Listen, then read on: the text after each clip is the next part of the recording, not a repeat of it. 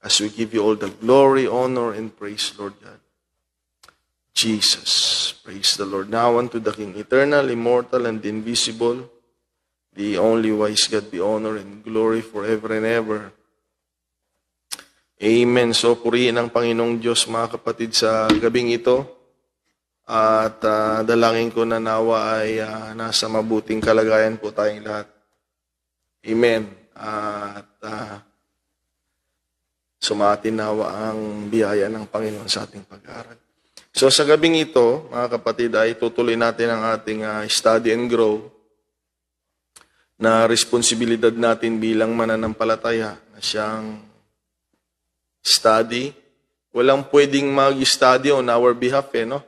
Hindi po pwede, no? Kahit sa eskwela, no? Hindi pwede na. Ikaw nga mag-aral para sa akin, hindi po pwede yun. So, yung nag-aaral para sa iyo, siya yung natututo. Kaya sa ating pag-aaral, mga kapatid, yan ay kalakip na responsibilidad ng isang mananampalataya, ang pag-aaral. Okay, kaya nga, bawat simbahan naman, salamat sa Diyos sa atin pong kinaanibang pananampalataya. Salamat sa Panginoon na marami naman tayong pagtuturo. O dito na lang sa atin, mga kapatid, marami. Minsan, 2 preacher namin ng Sunday. Meron tayong Tuesday, meron tayong Thursday, meron tayong Saturday, mga kapatid. O kaya sa Saturday, maganda rin tayo at makapagturo din ulit ako doon, mga kapatid.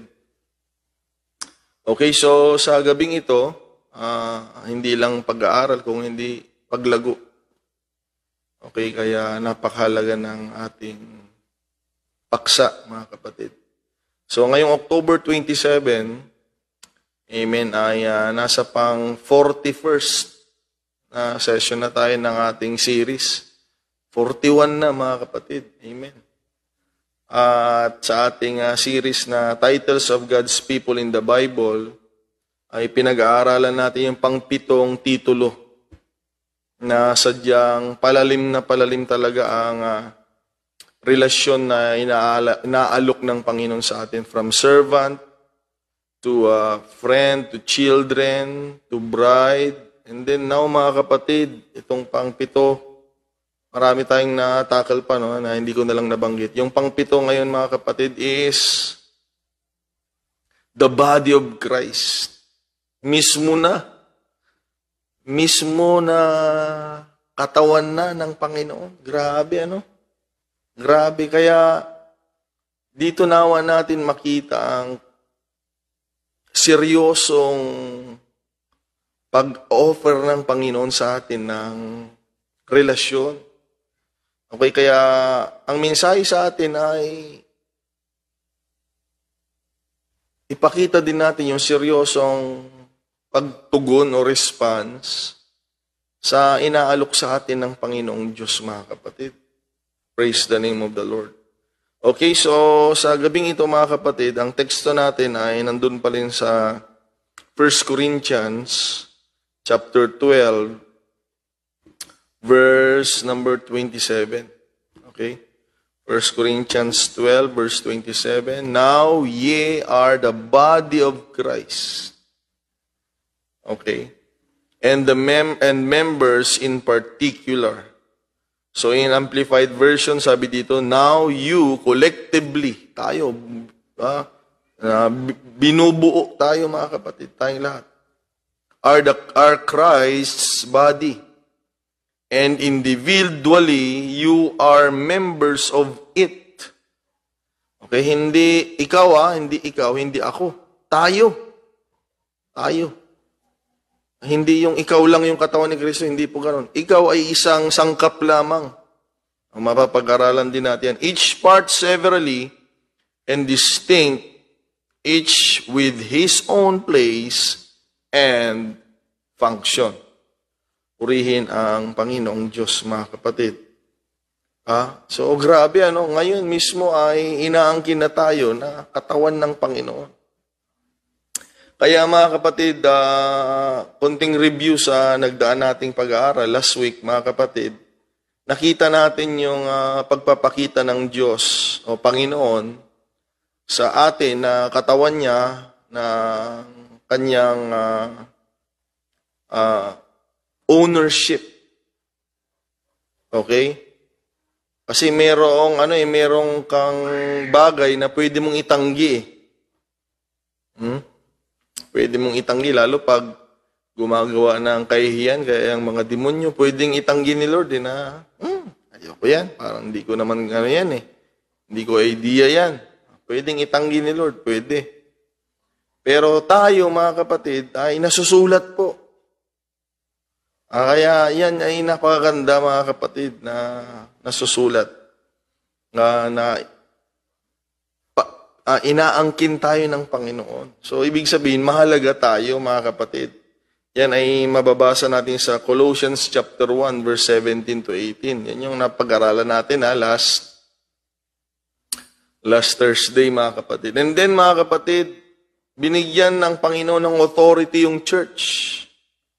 Okay? Sa Ephesians chapter 1, verse 22 to 23. So, nabanggit din natin doon, mga kapatid, yung kapangyarihan at kapamahalaan nang binigay niya kay Apostol Pedro, yung kapangyarihan na I will build my church. Sabi niya, gagawin ko pa lang yung church, pero ang design ko, the gates of hell shall not prevail against it. So yun ang design ng church, mga kapatid. Kaya kung tinatanong natin, bakit ganun na lang ang pagpapakita ng Diyos ng dear ang church na kanyang minamahal at binigyan niya ng kapangyarihan at kapamahalaan, dahil nga ang church ay katawan niya. Yun lang yun, mga kapatid. Not because of who we are, but because na kung ano ang ginawa sa atin ng Panginoon. Ginawa niya tayong katawan niya, so naging powerful po ang church. Okay? And then maging sa Ephesians chapter 5, verse 29 to 30, makikita din natin doon, ayon sa pag-aaral natin last week, ay ang pagmamahal ng Panginoon at pag-iingat niya sa kanyang katawan. Okay nga, oo nga naman, sino ang tao dito na sinasaktan niya yung sarili niya? Maliban na lang kung hindi na tumatrabaho ng malinaw ito, mga kapatid. Sinasaktan, sinisiraan ang sarili. Hindi na normal ang takbo nito, mga kapatid. Dahil ang totoo, iniingatan mo yung sarili mo, mga kapatid, inaalagaan. Ganon din si Kristo sa kanyang katawan. Kaya salamat sa Diyos, mga kapatid. Amen. Nakita natin yan.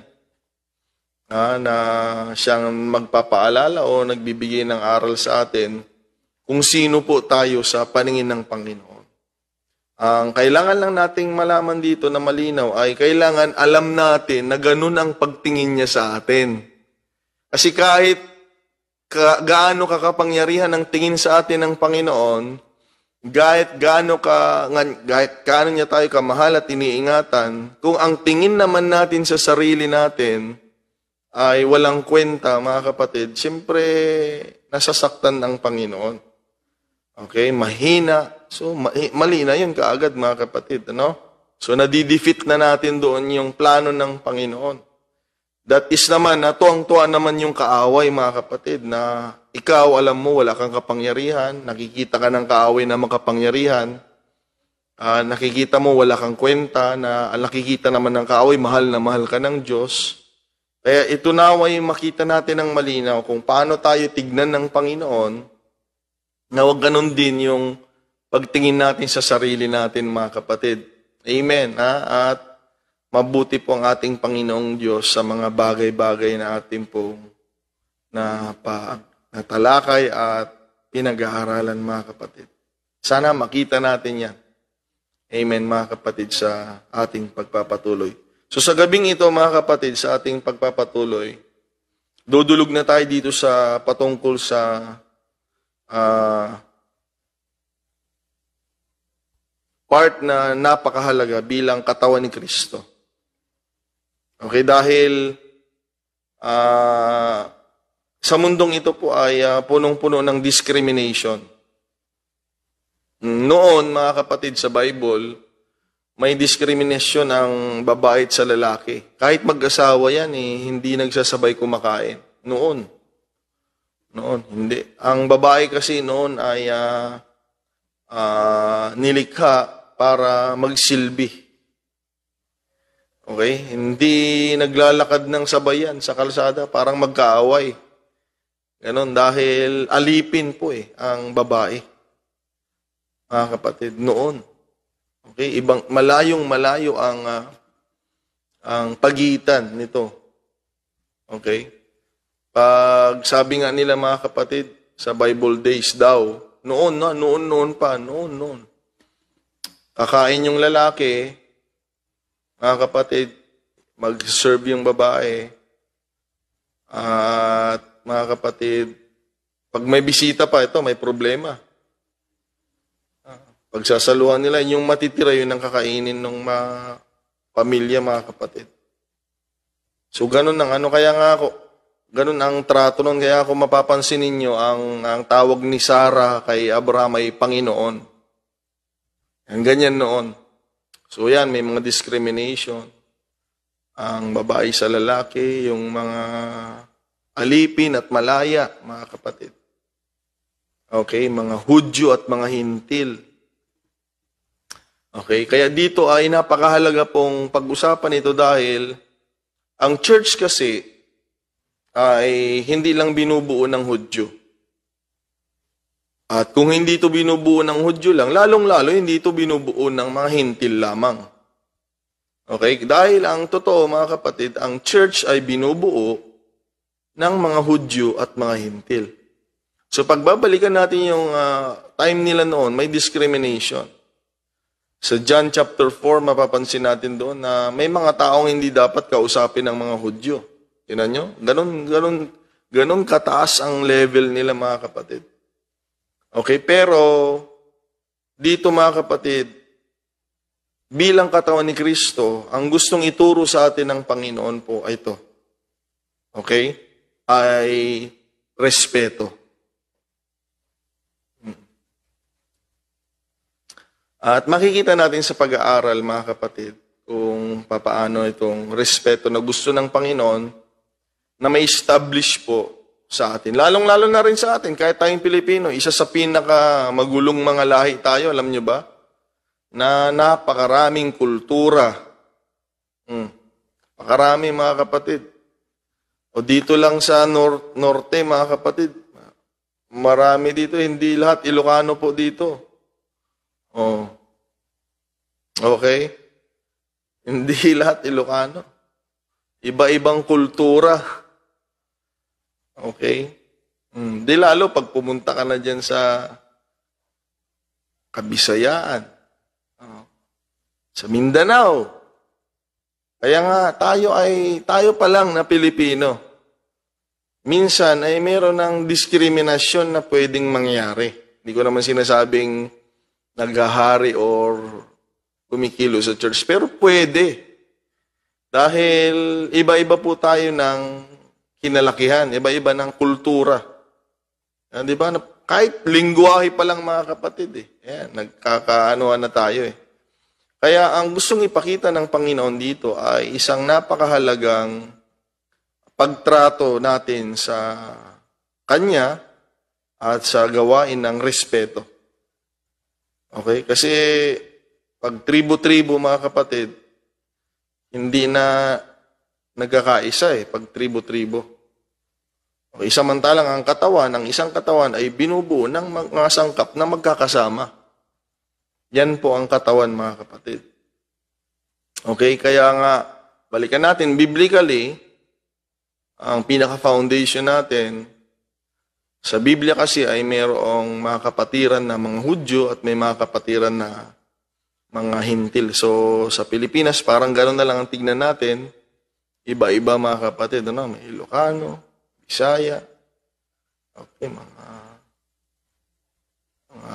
Highlanders. Yan, ang dami. Iba-ibang Highlanders, mga kapatid.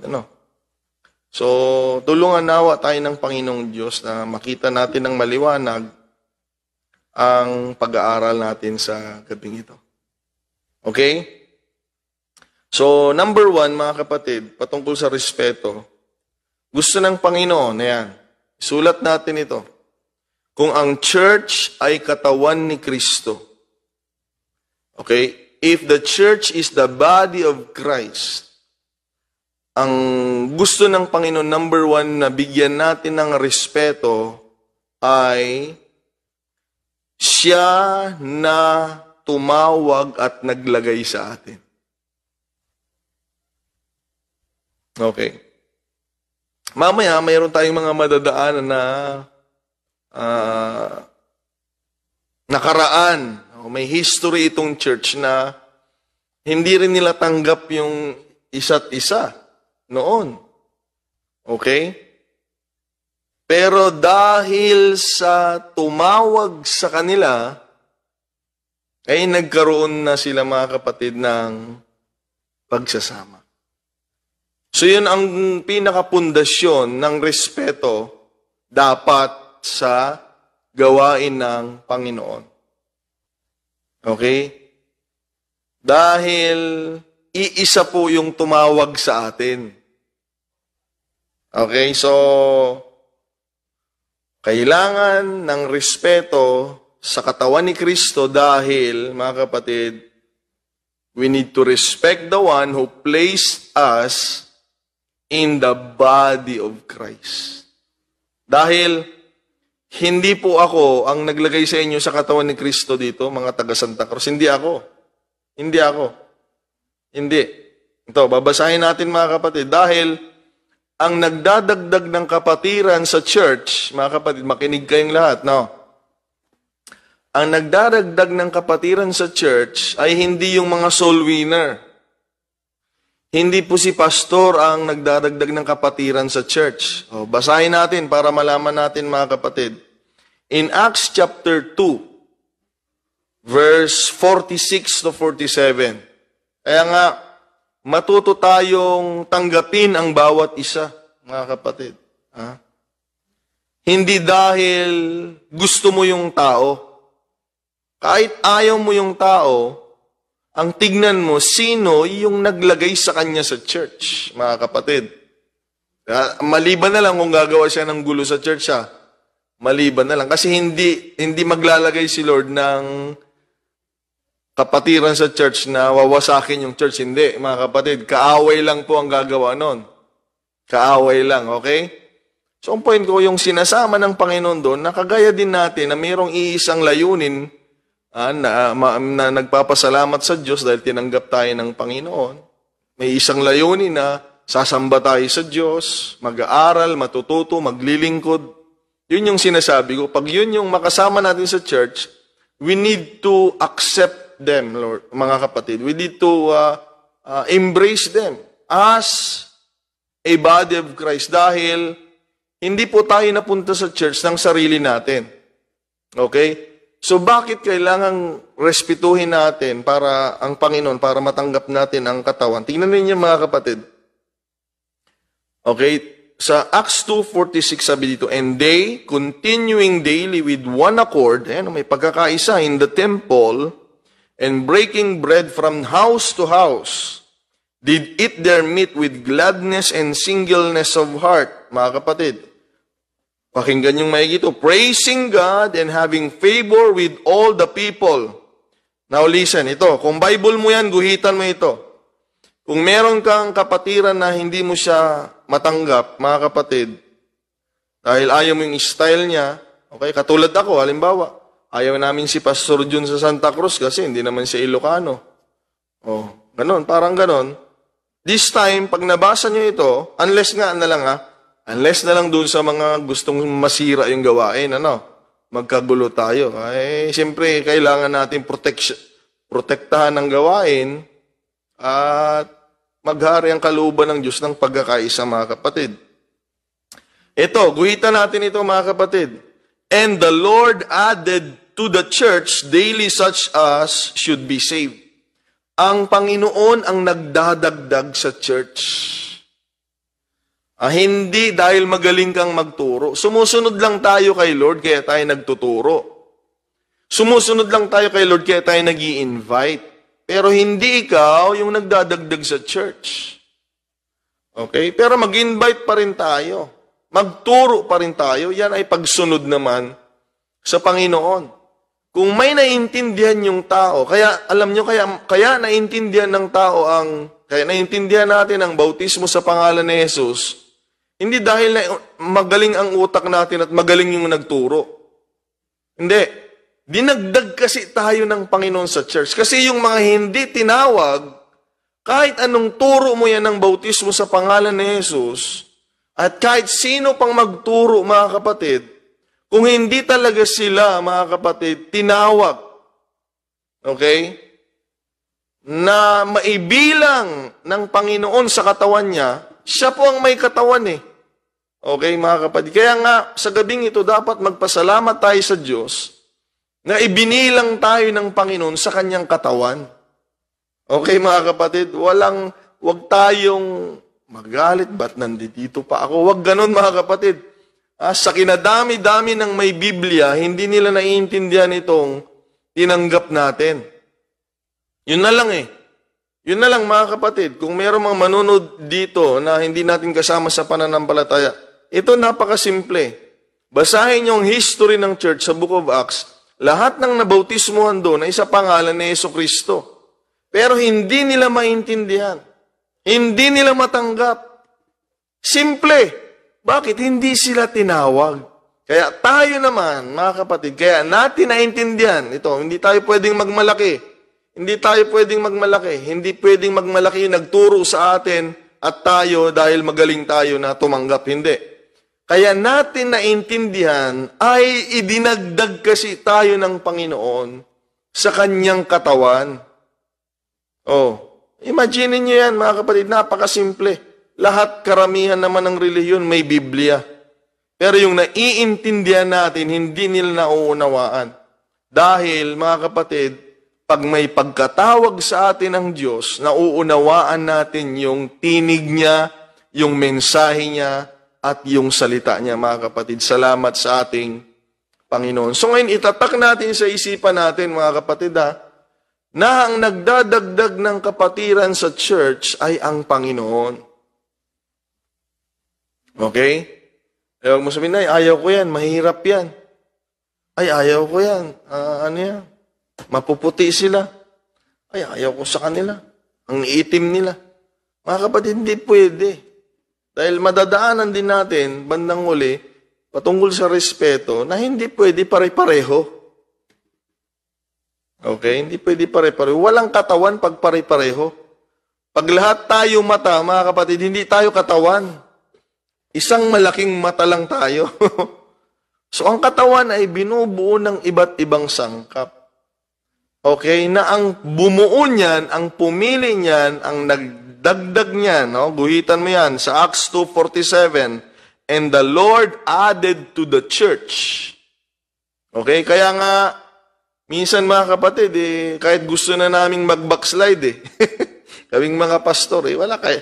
Pag nakikita namin wala, kailangan. Tanggapin mo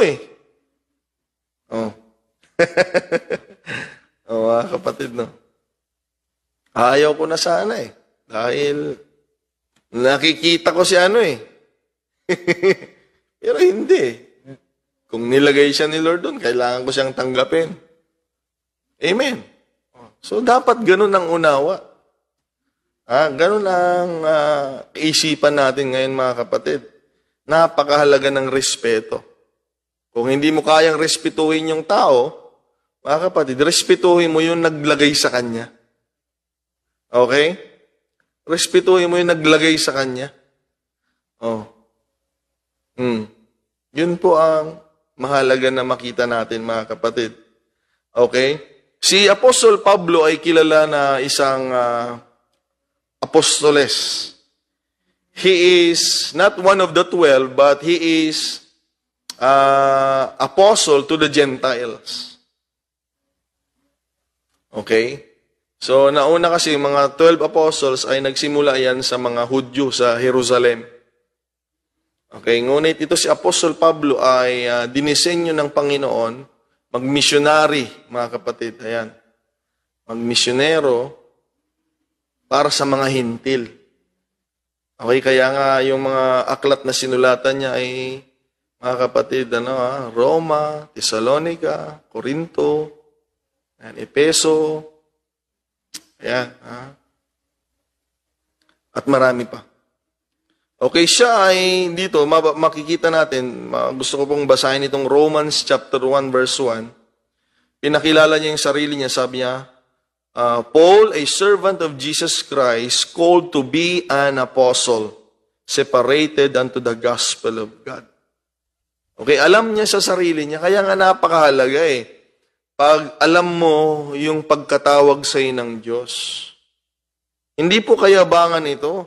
Ngayon, sa panahon natin, lalo tayong mga Pilipino, sa Pilipinas kasi pag sinabihin, ako, nalingkod ng Panginoon, ang dating kasi sa iba nun ay yabang. Hindi po yabang yon. Yun ay respeto sa Diyos. Okay? Respeto sa Diyos. Mga kapatid. Maraming mga, mga Pilipino, ang galing gumawa ng issue Huwag tawaging reverend ang mga ganito. Si Luke nga, mga kapatid tinawag niyang most excellent, si Theophilus. Hindi naman ministro si Theophilus. So, ang Bible kasi ay nagtuturo ng let us give honor to whom honor is due.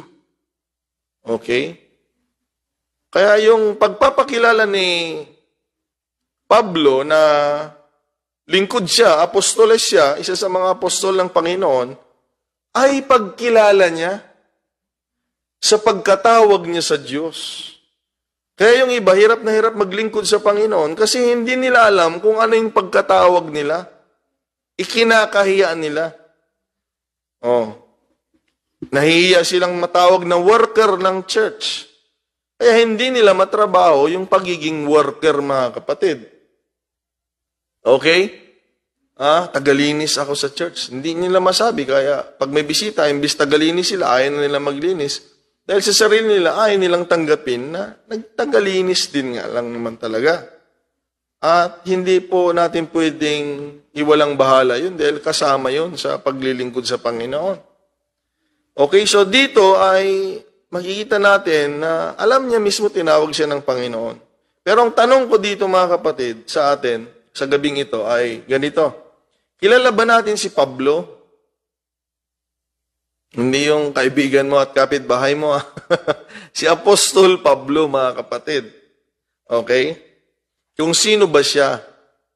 Dahil ang pangalan niya ay hindi Pablo nung una.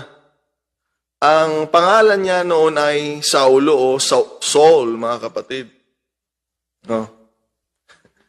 Okay? Si Saulo. Okay? Si Saulo, mga kapatid, si Apostle Paul ay isang tao na meron ding paniniwala. Nga lang, sa panahon ng mga alagad ay hindi siya sang-ayon sa mga pagtuturo ng mga alagad, lalong-lalo na sa pagiging Panginoon ng Panginoong Jesucristo. Okay? At mga kapatid, makikita natin yung pagpasok ang buhay ni Saul, ayan. Sa Acts chapter 7. Ayan. Acts chapter 7, diyan yung makikita na pumasok na yung istorya ng buhay ni Saulo or si Saul. Documented by the Bible, mga kapatid. Nagsimula niyang i-persecute ang mga evangelist na sila Stephen. Ayan. At namatay nga si Esteban, mga kapatid. Na si Saulo ang gave consent, sabi ng Bible. Siya yung talagang namuno doon sa pagkamatay ni Stephen, mga kapatid. Binato siya ng bato, pinapangaral niya. Grabe, pinangaral niya mula kay Moses hanggang kay Jesus Christ. Sarap mamatay siguro ng gano'n habang nangangaral ng mga kapatid. Nangangaral siya. Akalain mo yun, sinalubong siya ng Panginoon. Pagtingin niya sa taas, nandun ang Panginoon. Grabe, ano? Ganyan ang Panginoon sa kanyang mga anak. Ganyan ang Panginoon sa church, mga kapatid. Sinasalubong ng Panginoon. Grabe. At namatay po si Stephen. Now, ano ang epekto? Merong dalawang epekto ito nung namatay si Stephen. Ang unang epekto, mga kapatid, ay kay Saul, lalong lumakas yung loob niya. Lalo siyang tumapang dahil, sabi niya, hindi pala sa Diyos itong mga ito Wala siyang alam na nakikita ni Stephen si Lord, sumasa kanila ang Panginoon, mga kapatid. Napatay nga nila si Stephen, sabi niya, hindi ito sa Diyos. Napatay natin lalong lumakas yung loob niya, yun yung isang unang epekto. Pangalawang epekto, mga kapatid, siyempre, nabalita iyan sa mga alagad, nabalita iyan sa kapatiran, sa church. Na, kitang-kita nila yung milagro ng Panginoon. Mga kapatid, laging may milagro sa church. Okay, sa Jerusalem. Pero dumating yung point na mayroong ganong nangyari. So, kung ikaw yun na laging nagdadalawang isip, sabi mo, nakala ko ba makapangyarihan itong church na ito? At namatay si Stephen. Yan, mga kapatid, yung mga mahinang panampalataya, bibigay talaga So, yun yung isang negative na resulta ng pagkamatay ni Stephen with the consent of Saul that time. He was not yet apostle that time, mga kapatid. So, that time, he was a clear and known persecutor of the church. Okay? Taga-usig siya ng iglesia, mga kapatid. Kaya sa chapter, mga kapatid, 8, mababasa doon, si Saul made havoc, sabi doon. Hinahunting na niya, mga kapatid, sila sa Jerusalem. At doon, mga kapatid, nagkalat-kalat na sila sa Jerusalem. From Jerusalem, nagkalat-kalat na ang mga kapatiran dahil pumasok na nga itong persecutor sa katauhan ni Saulo. Takot sila kasi nga, napatay na nga niya si evangelist Stephen, mga kapatid. Okay? Now, mga kapatid,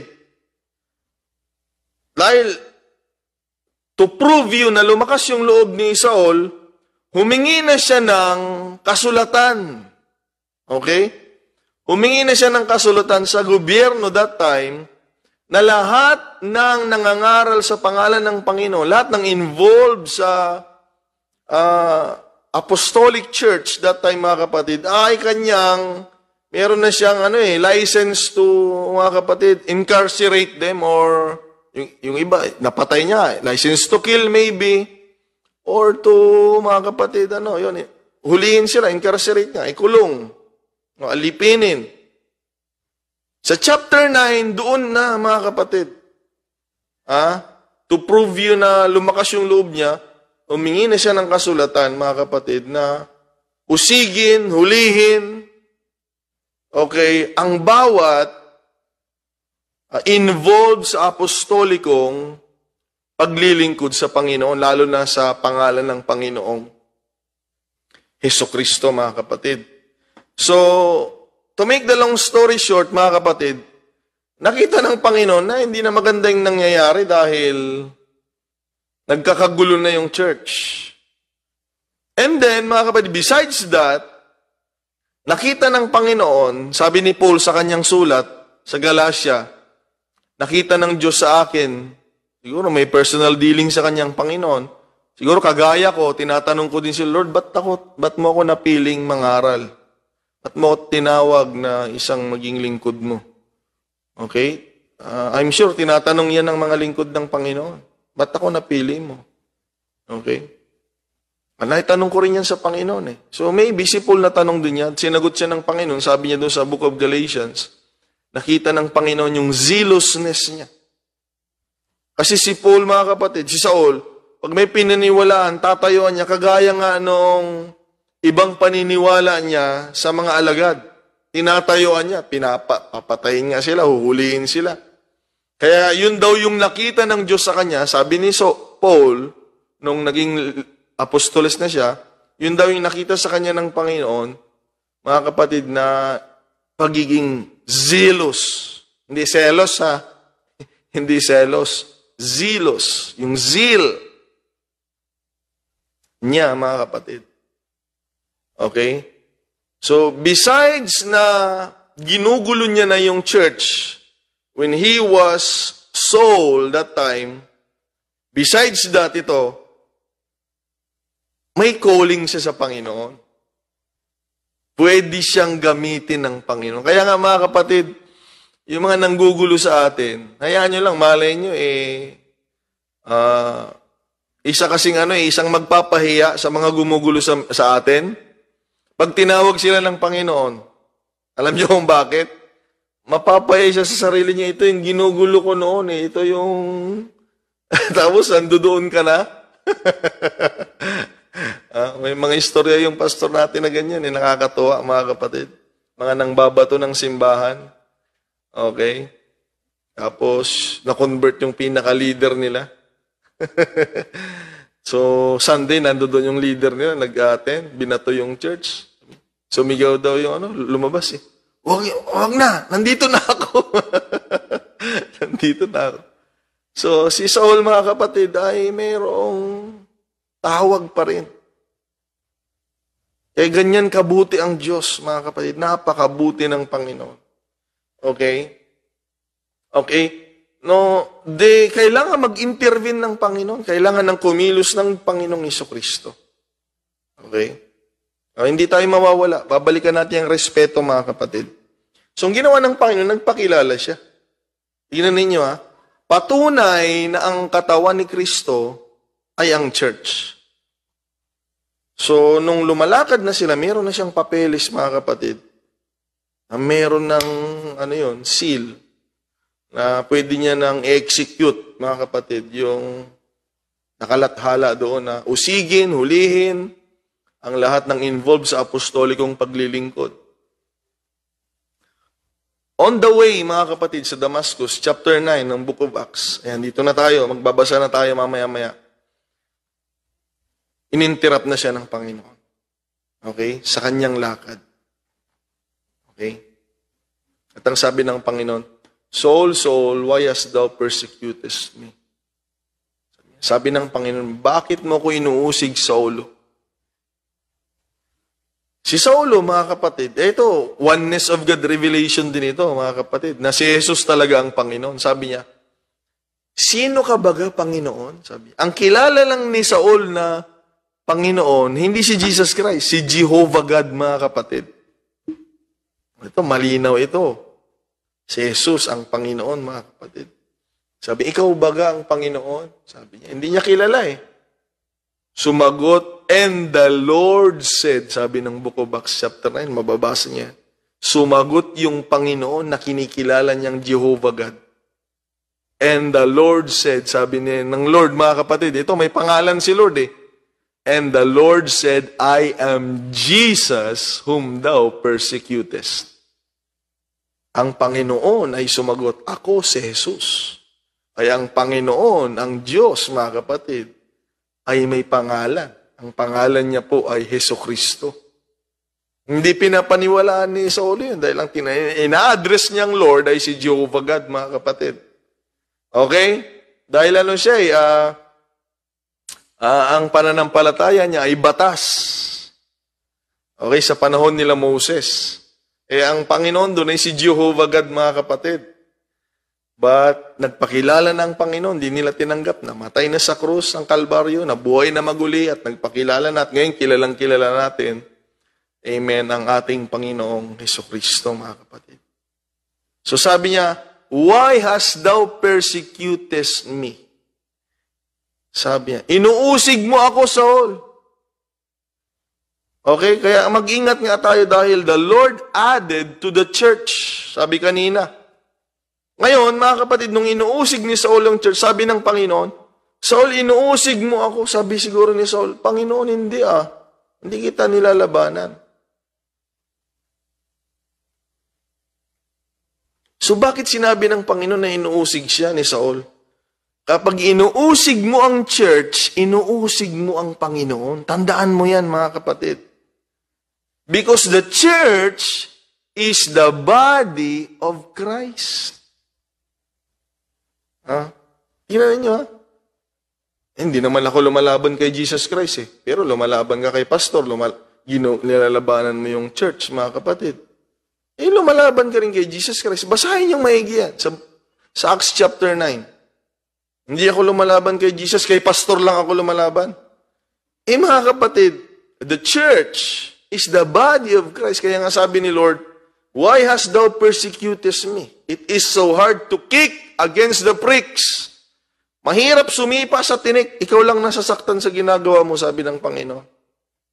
Okay, so makita natin ito, mga kapatid. So, yun yung mga points na kailangan nating respetuhin ng church. Ang Panginoon na nagdadagdag, kiniklaim ng Panginoon, nang inuusig ni Saul ang church, kiniklaim niya, ako yung inuusig mo eh. Now, dito mga kapatid, dumating na yung time na na-convict na si Saul. Okay? Naliwanagan na siya na ang Panginoong Hesus ang tunay na Panginoon. Ito na mga kapatid. So, sa Acts chapter 9 verse 10, okay? Nabulag kasi si Saul, mga kapatid eh. So, naka-isolate siya. So, habang nandoon siya sa isang lugar, bulag siya, nananalangin siya, ang Panginoon naman ay kumakausap ng isang lingkod niya. Maybe nearby Saul, mga kapatid. So, Acts chapter 9, verse 10. Let me read, mga kapatid. And there was a certain disciple at Damascus. Dahil nandoon si sabi ko nga siyempre kung malayo pa yung tawagin ni Lord, meron namang ministro sa sa Damascus. Kaya nga nire-respeto ng Panginoon ang ministro sa bawat lugar, mga kapatid. Dito ang bersikulo. Pwede namang tawagin sila Pedro, pwede namang tawagin si Juan. Pero alam ni Lord, meron pong alagad sa Damascus, kaya yun ang kinausap niya. Okay? So, sabi dito, mga kapatid, there's a certain disciple at Damascus named Ananias. And to him said the Lord in the vision, Ananias, and he said, Behold, I am here, Lord. Kinausap si Ananias ni Lord through vision. Mga kapatid, yung ministro sa Damascus. And the Lord said unto him, Arise and go into the street which I called Straight, and inquire in the house of Judas for one called Saul of Tarsus.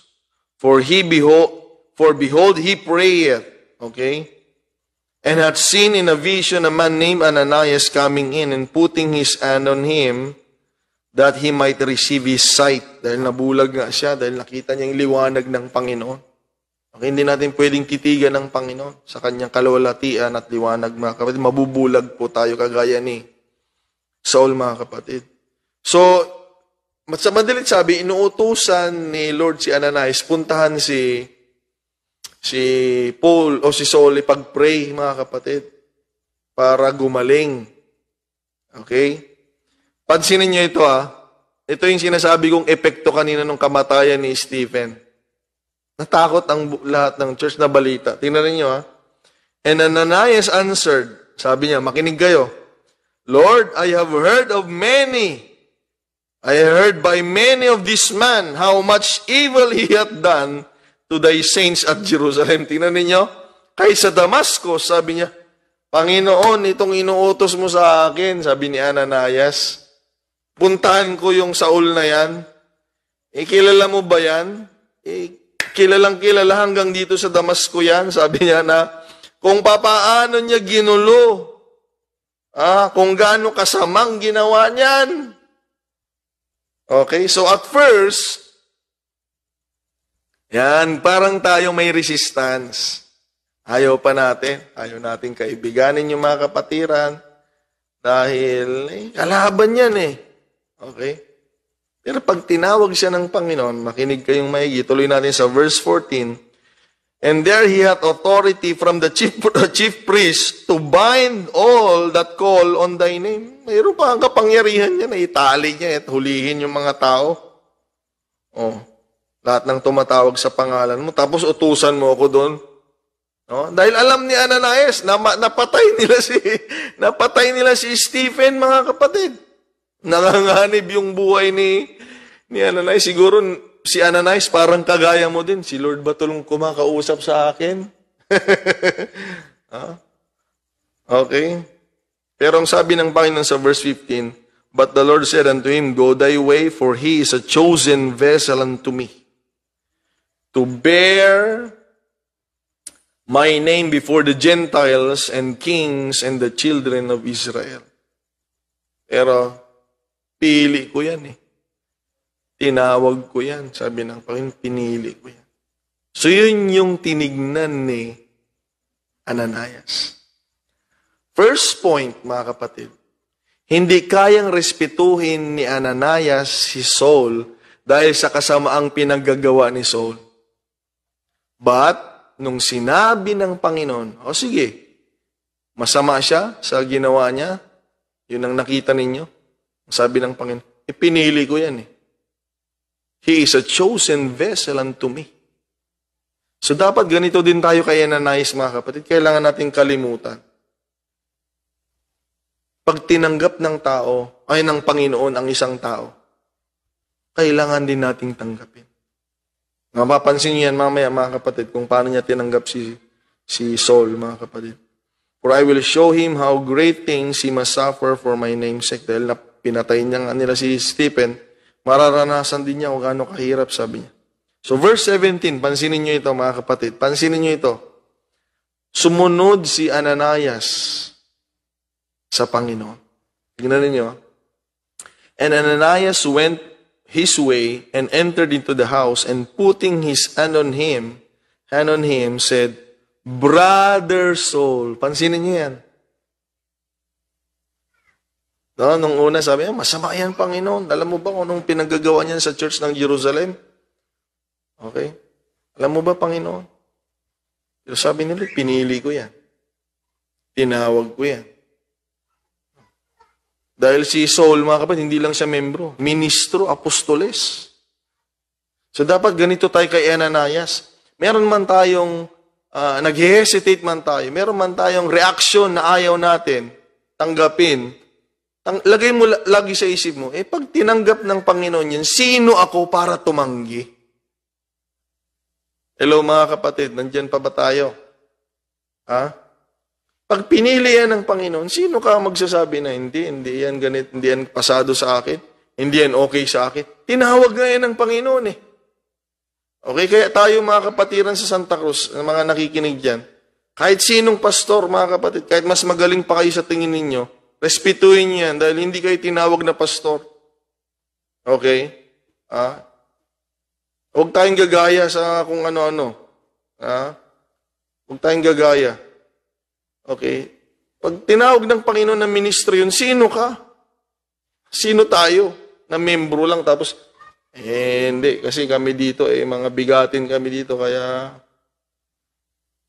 mas bigatin pa kami sa ibang pastor. Hindi po pwede yun, mga kapatid. Okay?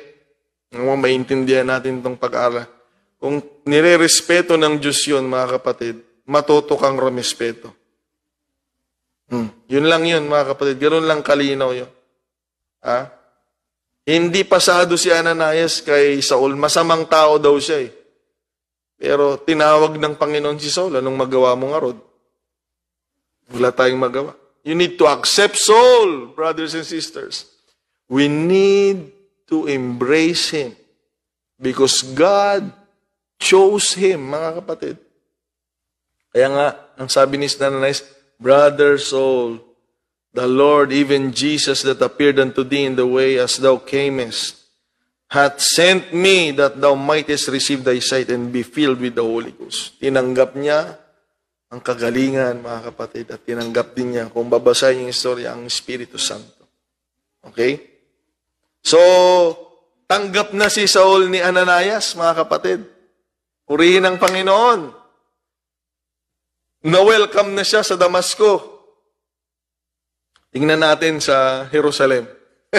Dahil doon sa gumawa ng kaguluhan. Okay, sana may time pa tayo. May 6 minutes pa, mga kapatid. In Acts chapter 9, verse 21, okay, But all that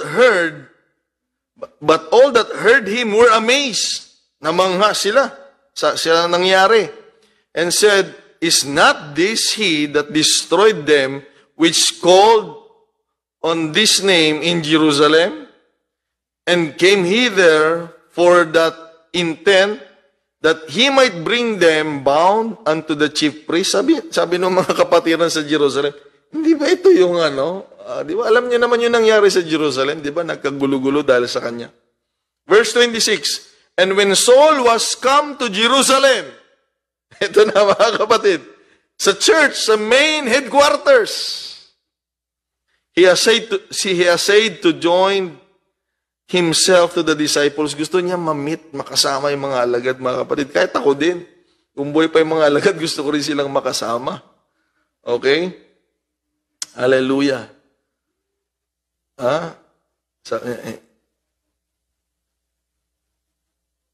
He essayed to join himself to the disciples, but they were all afraid of him.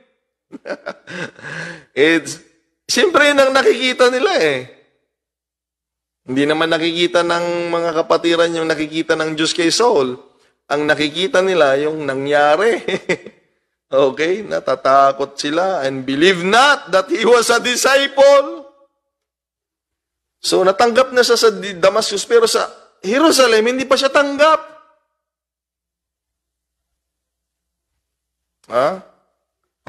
Mga kapatid, tulungan tayo ng Panginoong Diyos, mga kapatid. Takot sila, hindi siya tanggap.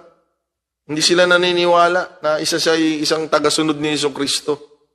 O nga naman, pinapatay mo ngayon mga nagtuturo sa pangalan ni Jesus eh. Okay? But salamat sa Panginoon, but Barnabas took him and brought him to the apostles and declared unto them how he had seen the Lord in the way, and that he had spoken to him, and how he had preached boldly at Damascus in the name of Jesus. So, nagpatotoo si Barnabas, the encourager, na kung papaano yung conversion ni Saul, mga kapatid. At nangaral din si Saul sa Damascus sa pangalan ni Jesus. Pinatunayan niya dahil na-meet niya nga si Jesus Christ eh. Ikaw ba naman, na-meet mo si Jesus Christ ng harap-harapan? Kailangan patutuhanan mo sa mga tao na mayroon talagang Jesucristo. Na itong Jesucristo ay hindi lamang siya Jesucristo, kung hindi ito ay Panginoon. Okay? Kaya ang nangyari, mga kapatid, the church and the apostles only accepted him because of the one who placed him in the body. And that is the right way. Na kung hindi dahil sa Panginoon, hindi siya tinanggap. Dapat ganun yung ugali natin. Ayaw mo sanang sumunod, ayaw mo sanang makasama, pero tinawag ito ng Panginoon eh. Okay. Sinama ng Panginoon. Okay, napakaklaro mga kapatid. If you cannot respect the church, please respect the one who made the church.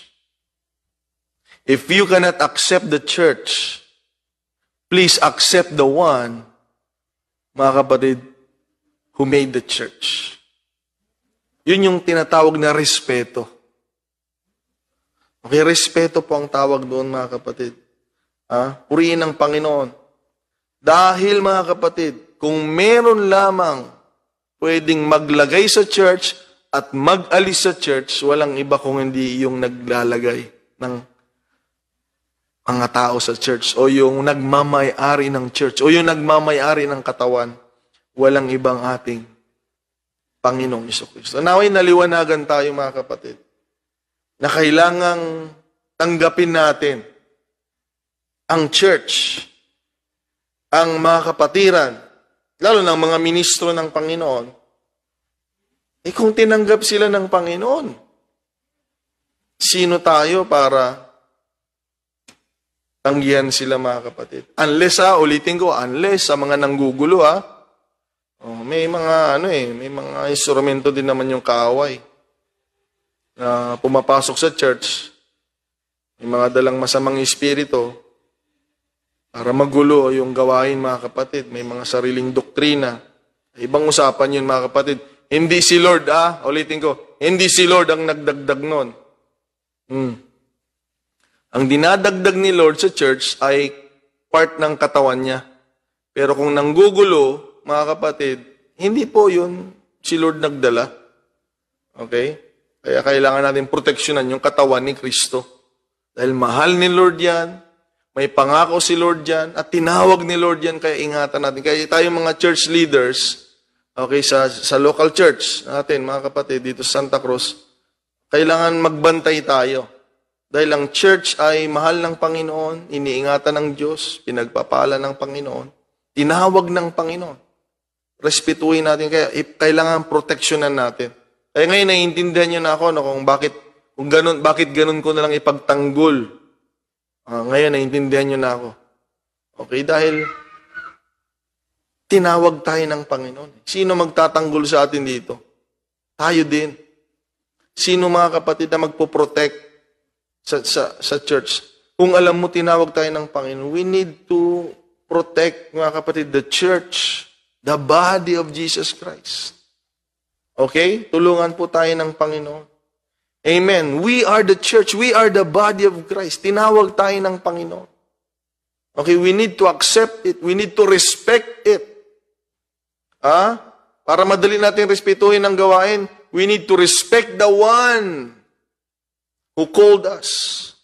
Sabi ng Romans 1:6, dito na tayo magtapos, mga kapatid. Among whom ye also the called of Jesus Christ. Tayo din naman ay tinawag. Sa Romans chapter 1, kanina binasa natin, Romans chapter 1 verse 1, sabi ni Paul, Paul, a servant of Jesus Christ, called to be an apostle. Sabi niya sa church, mga kapatid, sa verse 6, among whom are ye also the called of Jesus Christ. Tinawag ako ng Panginoon, sabi niya, sa verse 1. Pero kayo din, tinawag din kayo ng Panginoon. Okay? Kaya ang panalangin namin, mga ministro, ay lagi sa inyo, araw-araw. Okay, sa gawain, sa pamilya ninyo, sa kaligtasan ng bayan ng Santa Cruz. Okay, dyan sa Brunei, ganoon na rin, mga kapatid. Tulungan tayo ng Panginoong Diyos. Why? Because of the one who called us. Amen. Dahil sa tumawag sa atin. Kaya kailangan tayong matutong magrespetuhan, mga kapatid. Purihin ang pangalan ng Panginoong Diyos. Hallelujah. Sa gabing ito, mga kapatid, we need to respect the body because God respects the body. Amen. Because church, the church of Jesus Christ, is His body and He is the one who adds to the church. Amen. Siya yung nagdadagdag. Amen. Dahil siya yung nagmamayari ng katawan. Hindi tayong magdadagdag. Kahit sinong isama mo dito, kung hindi tinawag ng Panginoon, mga kapatid, hindi tayo ang magdadagdag. Pero dahil hindi naman natin alam, sumusunod lang tayo, magdala lang tayo na magdala ng mga bisita, kaluluwa, mga kaibigan, mahal sa buhay. Malay natin, ma-develop doon. At maunawa nilang pagtawag ng Diyos. Amen. Mahabag ang Panginoon, mga kapatid, sa kanilang mga buhay. Kaya sa gabing ito, mga kapatid, naway establish natin yan sa ating paglilingkod, sa ating buhay bilang Kristiyano. We need to respect the church because the church is the body of Christ and the church, mga kapatid, ay mga taong tinawag, nilagay ng Panginoong Jesucristo. Purihin ang pangalan ng Panginoong Diyos, mga kapatid, sa oras na ito. Salamat sa Panginoon. Naway nagkaroon tayo ng karagdagang pangunawa at naliwanagan nawa tayo kung paano pahalagahan ng Panginoon ng church, ipagtanggol ng church, ang Panginoon ng church, at mga kapatid, paano gumawa ang Panginoon sa church ng Panginoon. So God bless you, mga kapatid. Amen. Proteksyonan natin ang ating kaligtasan, ang ating paglilingkod. Ipagpatuloy tayo. Tinawag tayo ng Panginoon. Isinama tayo ng Panginoon sa church. Let us respect that. Let us respect one another, mga kapatid. Patuloy tayong maglingkod dahil sa Kanya na tumawag sa atin. Praise the name of the Lord. Purihin ang Panginoon. Tayo pong lahat ay manalangin sa pagtatapos. Salamat sa Panginoong Diyos. Let us pray, mga kapatid. Lord Jesus Christ, tinataas ka namin. Sinasamba ka namin. Maraming salamat.